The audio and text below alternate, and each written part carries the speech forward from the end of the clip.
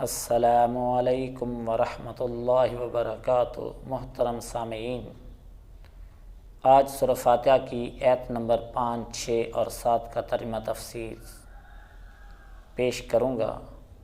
حق تعالی شان و عمل کی توفیق عطا فرمائے۔ اعوذ باللہ من الشیطان الرجیم، بسم اللہ الرحمن الرحیم۔ اہدنا الصراط المستقیم صراط الذین انعمت علیہم غیر المغضوب علیہم ولا الضالین، آمین۔ ترجمہ ان آیات کا یہ ہے کہ اے اللہ ہمیں سیدھا راستہ دکھا، راستہ ان لوگوں کا جن پر تو نے انعام کیا، نہ کہ ان لوگوں کا راستہ جن پر تیرا غضب نازل ہوا، اور نہ گمراہ لوگوں کا۔ اس صورت کے اندر حق تعالی شانوں نے دعا کرنے کا طریقہ سکھلایا کہ شروع والی 3 آیات میں حق تعالی شانوں کی حمد و ثنا ہے۔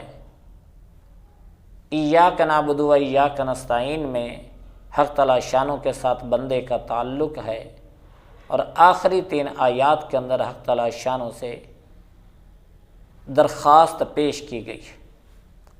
دنیا کا دستور ہے جب کسی بڑے کے پاس جایا جائے تو پہلے اس کی تعریف کی جاتی ہے، اس کی حمد کی جاتی ہے،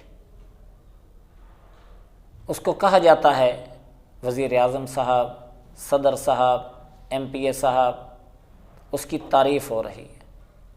آپ ہمارے علاقے کے بڑے چودھری ہیں، بڑے ناظم ہیں، آپ کے ہمارے اوپر احسانات ہیں۔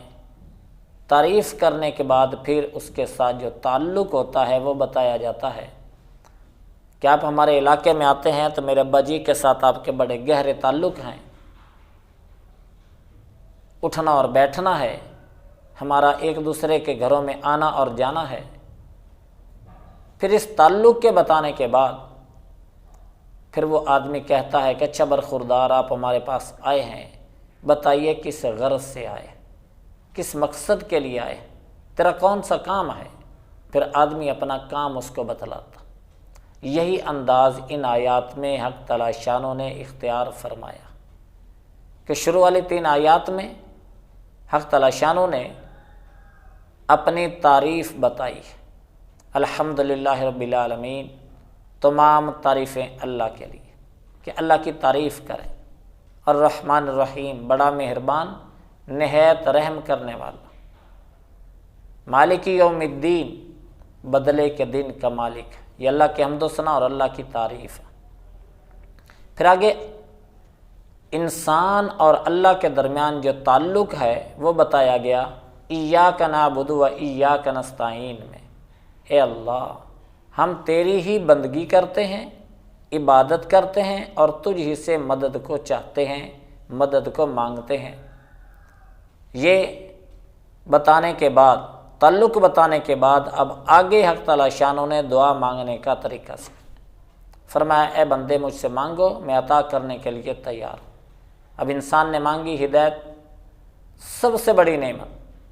فرمایا حق تعالی شانوں نے خود بتایا کہ مانگو، ہمیں سکھایا گیا، اور ہم نے دعا کے اندر مانگا اہدنا الصراط المستقیم، اے اللہ تو ہمیں سیدھا راستہ دکھا دے۔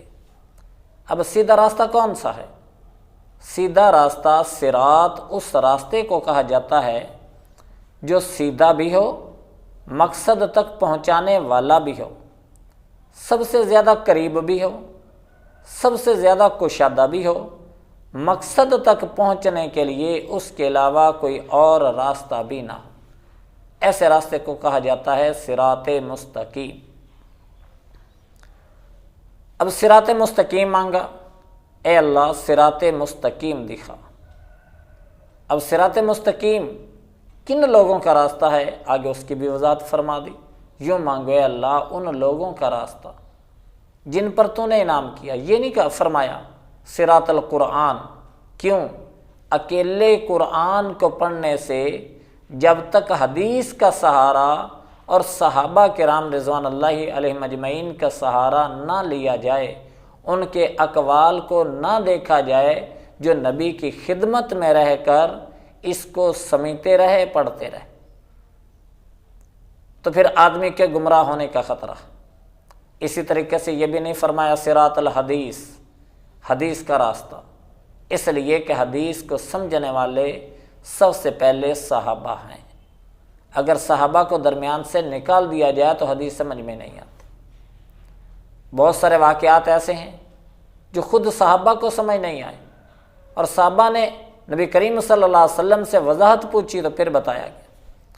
جس طریقے سے مشہور واقعہ ہے کہ حق تعالیٰ شانوں نے تیمم کی آیات نازل فرمائی۔ حضرت عمر رضی اللہ تعالیٰ عنہ ایک سفر میں تھے، اس سفر کے اندر غسل پیش آ گیا۔ اب غسل پیش آنے کے بعد پانی موجود نہیں ہے، کیا کریں؟ تیمم کا حکم تازہ تازہ نازل ہوا تو تیمم کے طریقے کا پتہ نہیں تھا۔ وضو کے اندر تیمم کا طریقہ تو آتا تھا، غسل کے اندر تیمم کا طریقہ نہیں آتا تھا۔ اب انہوں نے پورے جسم کے اوپر مٹی کو لگا لیا۔ واپسی پر اللہ کے نبی صلی اللہ علیہ وسلم کی خدمت میں حاضر ہوئے اور عرض کی کہ اللہ کے رسول یہ واقعہ پیش آیا تھا اور تیمم میں نے اس طریقے سے کیا ہے، تو اللہ کے نبی صلی اللہ علیہ وسلم نے سمجھایا کہ عمر اس طریقے سے تیمم نہیں کرنا، تیمم کے دو ہی رکن ہیں، ایک ہاتھ چہرے پر مارنے ہیں، دوسرے بازوؤں پر۔ تفصیل کے ساتھ تیمم کا طریقہ علماء سے پوچھا جا سکتا ہے، سیکھا جا سکتا ہے کہ کیا طریقہ ہے، اس کے فرائض کتنے ہیں، کس طریقے سے کرنا ہے، ہاتھوں کو کیسے مارنا ہے، کیسے جاڑنا ہے، کیسے منہ پر لگانا، کتنی ضربیں لگانی ہیں، یہ ساری کی ساری تفصیل علماء سے معلوم ہو جائے گی، یا تیمم کا طریقہ جب بیان کیا تو وہاں پر آئے گا۔ بہرحال یہ قرآن کو سمجھنے والے، پاس موجود رہنے والے، جن کے زمانے میں قرآن اتر رہا ہے، یہ وہ لوگ، تو اس لیے صحابہ کی زندگیوں کو لینا پڑے گا قرآن پڑھنے کے، قرآن کو سمجھنے کے لیے۔ اس لیے فرمایا کہ صراط القرآن بھی نہیں، صراط الحدیث بھی نہیں، بلکہ فرمایا صراط الذین انعمت علیہم، اے اللہ ان لوگوں کا راستہ دکھا دے جن پر تو نے انعام کیا۔ اللہ انعام کن پر کیا ہے؟ انعم اللہ علیہم من النبیین والصدیقین والشہداء والصالحین۔ یہ قرآن کریم میں دوسرے مقام پر فرما دیا کہ اللہ نے انعام کیا انبیاء کے اوپر، صدیقین کے اوپر، شہداء کے اوپر، صالحین کے اوپر، اور ان لوگوں کا راستہ اپنا کر کامیابی ہے۔ ان لوگوں کے راستے کو چھوڑ دو گے، اپنی منمانی کرو گے تو پھر یہود و نصارہ کی طرح تم بھی گمراہ ہو جاؤ گے۔ یہود و نصارہ کے پاس کتابیں تھیں، تورات، انجیل ان کے پاس تھی، پڑھتے بھی تھے، عمل بھی کرتے تھے، لیکن آہستہ آہستہ آہستہ آہستہ پیچھے ہٹتے گئے اور گمراہ ہوتے چلے گئے۔ اس لیے فرمایا غیر المغضوب کے اندر یہودیوں سے کے راستے کو اختیار نہ کرنے کا حکم ہے۔ اللہ ان لوگوں کا راستہ نہیں جو گمراہ ہوئے، یعنی اس سے مراد یہودیوں کا راستہ نہیں، والضالین، اور نہ ان لوگوں کا راستہ جو گمراہ ہو گئے۔ پہلے لوگ جن پر غضب نازل ہوا، دوسرے لوگ جو گمراہ ہو گئے، اس سے مراد عیسائیت ہے۔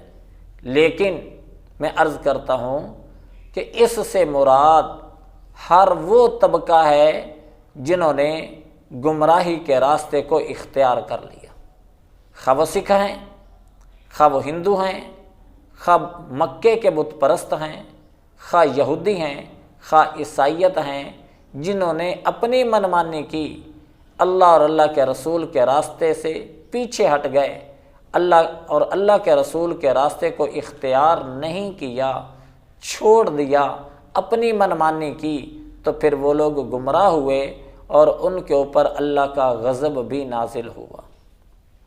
جیسے فرعون نے موسیٰ علیہ السلام کی بات کو نہیں مانا، اللہ کا غضب نازل ہوا اور وہ پانی کے اندر غرق کر دیا گیا۔